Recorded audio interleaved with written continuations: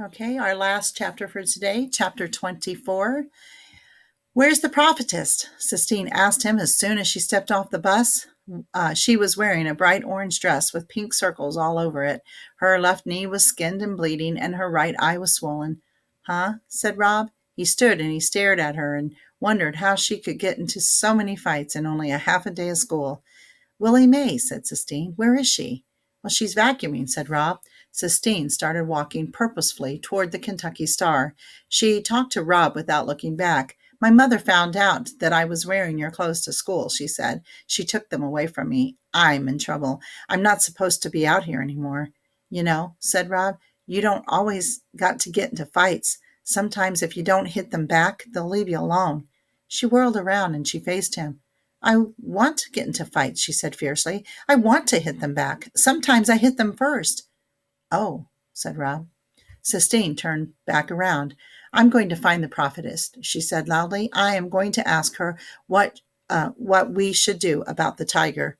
You can't ask her about the tiger, said Rob. Beauchamp said I ain't supposed to tell nobody, especially not Willie Mae. Sistine didn't answer him. She started to run, and Rob to keep up with her ran too. They found Willie Mae vacuuming the shag carpet in room 203.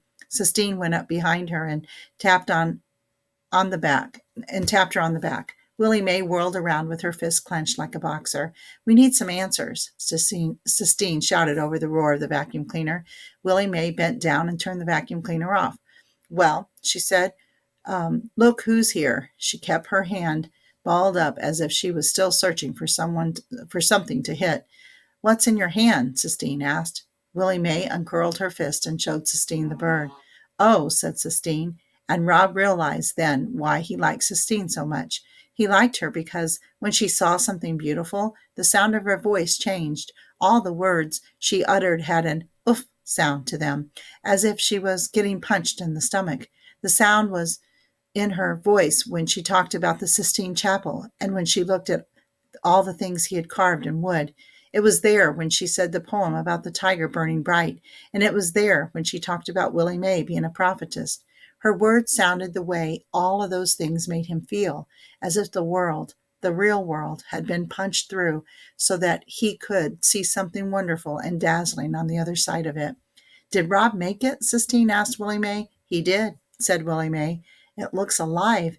Is it like your bird that you let go? Just about exactly, said Willie Mae. I, said Sistine. She looked at Willie Mae and then she turned and looked at Rob.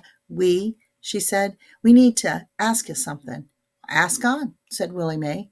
If you knew about something that was locked up in a cage, something big and beautiful that was locked away unfairly for no good reason, and you had the keys to the cage, would you let it go?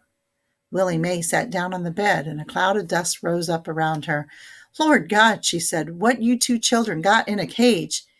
It's a tiger, Rob said. He felt like he had to be the one who said it. He was the one who found the tiger. He was the one who had the keys to the cage.